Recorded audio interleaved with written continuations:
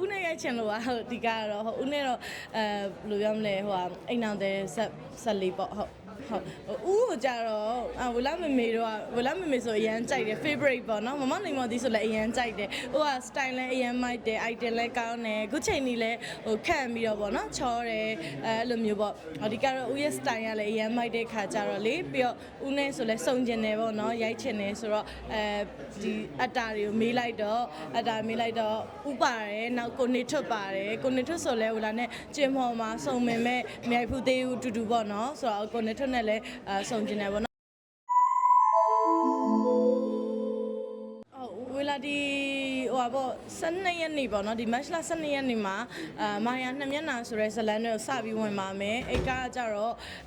့ဦးမင်းဦးကိုနေထွတ်တွတ်နဲ့အတူတူပေါ့နော်ဟိုလာဟိုဦးမင်းဦးနဲ့လည်းစုံကျင်တဲ့အရင်ရိုက်ချင်တဲ့ခါကြတော့အဲ့ကကိုလက်ခံထားတာပါအဲ့ကလက်ခံထားလို့ခြားစကားတွေအများကြီးကိုလည်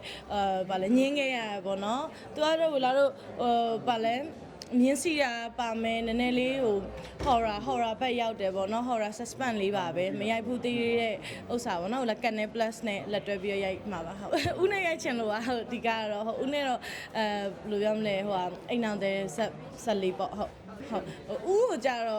့ဝလာမမေတော့ဝလာမမေဆိုအရန်ကြိုက်တယ် favorite ပေါ့နော်မမနိုင်မဒီဆိုလည်းအရန်ကြိုက်တယ်ဟိုက style လည်းအရန်မိုက်တယ် item လည်းကောင်းတယ်ခုချိန်ကြီးလည်းဟိုခန့်ပြီးတော့ပေါ့နော်ချောတယ်အဲ့လိုမျိုးပေါ့ဒီကတော့ဦးရဲ့ style ကလည်းအရန်မိုက်တဲ့ခါကြတော့လေပြီးတော့ဦးနဲ့ဆိုလည်းစုံကျင်တယ်ပေါ့နော်ရိုက်ချင်တယ်ဆိုတော့ဒီအတာတွေကိုမေးလိုက်တော့အတာမေးလိုက်တော့ဥပါတယ်နောက်ကိုနေထွတ်ပါတယ်ကိုနေထွတ်ဆိုလဲဟိုလာနဲ့ကျင်းမော်မှာစုံမင်မဲ့မြိုက်ဖူးသေးဦးတူတူပေါ့နော်ဆိုတော့ကိုနေထွတ်နဲ့လည်းစုံကျင်တယ်ပေါ့နော်ဟိုလာအတာတွေနဲ့အတွဲရိုက်ချင်တဲ့အတွက်ကြောင့်ဒီကားလေးလက်ခံခဲ့တာပါဟုတ်လောလောဆယ်တော့ဟိုလာ training ဆင်းနေပါတယ်ဟုတ်ဟုတ်အိမ်အောင်တယ်ပါဟာပြောမယ်ဆိုဦးမင်းနဲ့ပြောလို့ဘယ်လိုပြောဟိုလာဇနီးတယ်ပေါ့ဦးမင်းကတော့ခင်မွန်ပေါ့ဟုတ်ကဲ့ဟုတ်ဦးနဲ့ရိုက်ချင်တာတော့ကြတော့ဦးစီကတင်ယူချင်တာလည်းပါတယ်ဦးက writing ဘက်မှာလည်းလုပ်တယ်ဆိုတော့ဦးစီကနေပညာရေးလည်းတင်ယူချင်တယ်အဲ့အတွက်ကြောင့်မလို့ပေါ့နော်ဟုတ်အကောင်းဆုံးတော့ကိုချိန်ကပြင်ဆင်နေရ preparation တော့လာဘက်ကနေလုပ်နေရပေါ့နော် script တွေတေချာဖတ်ထားတယ်နောက်ဒီကားမှာမြင်းစီရမဲ့ခံနေပါတယ်ဆိုတော့အရှိမကားတွေရိုက်တော့ရိုက်ခဲ့တယ်ဒါပေမဲ့အဲ့လိုမျိုး activity တွေမျိုးလာမတင်ဖြစ်ဘူးမလုပ်ဖြစ်ဘူးပေါ့နော်မလုပ်ဖြစ်ဘူးဆိုတာလည်းဘာမှအထူးတက်လည်းပါမရှိအိမ်အောင်တဲ့ရိုးရိုးတွေပဲဒီကားမှာတော့အဲ့ဒီမြင်းစီရဲ့အခန်းတွေပါအတွက် training သွားဆင်းနေရပါတော့မြင်းမောင်မှာကြိုးကြတာတော့ကြောက်တယ်ကြောက်နေပဲစီရအောင်တော်တော်လေးရနေပါပြီဟုတ်ဟုတ်ဒီကားမှာမြင်းစီတင်ရမယ်ပြီးတော့သုံးမွေးထုတ်တာပါတယ်သုံးမွေးထုတ်တာတင်ရမယ်ပေါ့နော်ပြီးတော့ဒီကားဟိုးရှေ့ဟောင်းကားလေးပါရှေ့ခေတ်ကားလေး1960လောက်ကိုခြေ TV ရိုက်တာဆိုတော့ပြောမယ်ဆိုရင်နသားကင်းကင်းလို့ပုံစံမျိုးနောက်ထပ်ဘာရှေ့တစ်ခုအနေနဲ့တွေ့ရမယ်ပုံမျိုးပေါ့ခေဟောင်းပုံလေးကိုပဲပြန်ပြီးတွေ့ရမှာပါဝေလာလည်းအဲ့လိုပုံစံနေနဲ့မြန်မာဝတ်စုံနဲ့အဲ့လိုပုံစံနေနဲ့နည်းနည်းအကျိုးပေးရထင်ပါတယ်အဲ့လိုကားလေးရများနေတယ်လက်ရှိမှာဟုတ်ပါတယ်ဟုတ်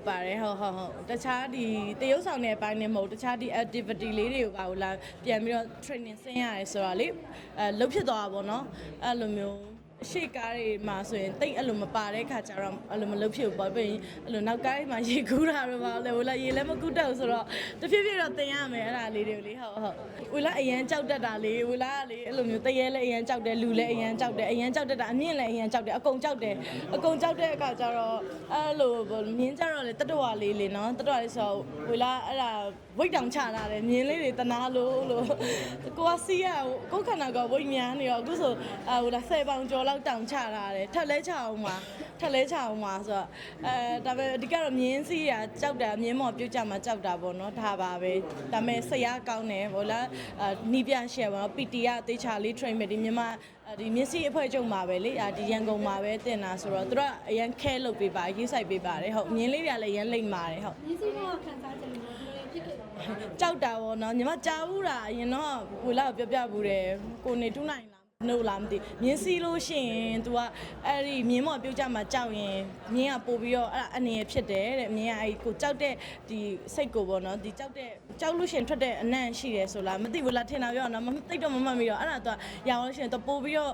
အနေရပြုတ်နိုင်တယ်ပေါ့နော်အဲ့တော့လုံးဝမကြောက်အောင်လို့စိတ်ကိုထားရတာပေါ့နော်ငကိုတဲ့ကြောက်တတ်တဲ့လူဆိုတော့ဟုတ်အဲ့လိုပြုတ်ကြမှာကြောက်တယ်သူများကြီးပြောတာတော့အဲ့လိုပြုတ်ကြပြီးသွားရင်ပို့ပြီးတော့တက်သွားတယ်တခါစီးတက်သွားလို့ပြောတယ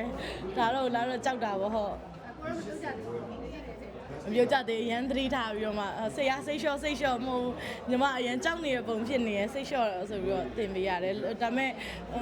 ထပ်ပြီး training ဝင်ရအောင်မယ်တော်တော်လေးဝင်ရအောင်မယ်ကိုကနည်းနည်းပဲရှိသေးတယ်အိမ်မှာပါတယ်မြင်းလေးတွေကပါလဲညောင်ဦးသူတို့စိတ်စိန်တို့အောင်ရဲလင်းအောင်ရှိသေးတယ်အရင်တော့ဆိုအရင်နဲ့သွားလေးလာဘူးတယ်အဲ့တော့ဆိုရင်လေလာသွားလေးလာတော့မှဆိုရင်မဆွတ်မွန်တို့မရင်နန်းတွေတို့ကညီမလေးလာအကောင်လုံးကိုလောက်ခေါ်တယ်ဂျင်းဆော့ကိုလည်းခေါ်တယ်အကောင်လုံးက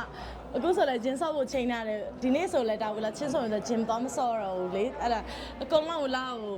အိမ်မှာပဲနေအလုပ်ပဲလုပ်တော့ဘူးလား body weight အရင်တက်လာတော့တငယ်ချင်းဒီအမတွေကပေါ့နော်ညီမလေးလာလှုပ်ဖြစ်အောင်အရင်ဖိတ်ခေါ်တယ်တော့ weight ရန်လုပ်တယ်Prince Center မဆွတ်မွန်လေအမနဲ့ဆိုလည်းဟိုလားချက်တောင်ရိုက်ဖို့ချိန်တာလည်းလုံးဝမရိုက်ဖြစ်ဘူးကြာပြီအမလည်းဟိုလားစိတ်ညစ်သွားလောက်ပြီးတယ်အမြင်းစီအုပ်ထုပ်ဝယ်ပြီးတော့အမြင်းစီအုပ်ထုပ်ရမို့တက်သွားတယ်ဟိုလားလေအမြင်းကိုသွားမတင်ဖြစ်တာအခုဒီမာယာ2မျက်နှာကကြမှာအဲ့အုပ်ထုပ်လည်းသုံးဝင်သွားတယ်ပေါ့နော်ပြောမစမ်း unboxing လုပ်လိုက်ရတယ်မလိမ့်မော်တရားတော့အိမ်မှာစရတယ်စပိန်စီမယ်ဆိုစပိန်စီအုပ်ထုပ်အရင်ဝယ်တယ်ညီမအဲ့လိုမျိုးပစ္စည်းရှောက်ဝယ်ပြီးစပိန်မစီဖြစ်ဘူးအဲ့လိုချက်တောင်ရိုက်မယ်ဆိုညီမဘတ်တန်တွေဝယ်တယ်စရင်းတွေသွင်းတယ်ချက်တောင်ရိုက်တယ်စရင်းတွေသွင်းတယ်9သိန်း10သိန်းညီမအဲ့လိုသွင်းတယ်ပြီးညီမအဲ့ချက်တောင်တစ်ခါပဲသွားရတယ်ဂျင်းဆိုလည်းညီမတော့သွင်းတယ်9သိန်းတကယ်ပဲညီမတော့ဆော့ရအဲ့လိုပေါ့နော်အလုပ်လည်းမအားလည်းပါတယ်မဆော့ဖြစ်တာအခုကျတော့မှဒီ2026မှာကိုယ့်အကိုပြောင်းလဲလိုက်တော့မယ်ပေါ့နော်အဲ့လိုမျိုးကြော်စရာလေးလည်းလုပ်မယ်နောက်လမ်းလည်းရှောက်မယ်ပြေးမယ်ဂျင်းဆော့မယ်ကိုယ့်ရဲ့ lifestyle change မယ်ဆိုပြီးတော့မှလုပ်ထားရတယ်အဲ့ခါကျတော့စိတ်လည်းနေရပိုပြီးပေါ့ပါတယ်အဲ့လို activity လေးလုပ်ရလေအများနဲ့အလုပ်လုပ်နေရထက်ဆိုင်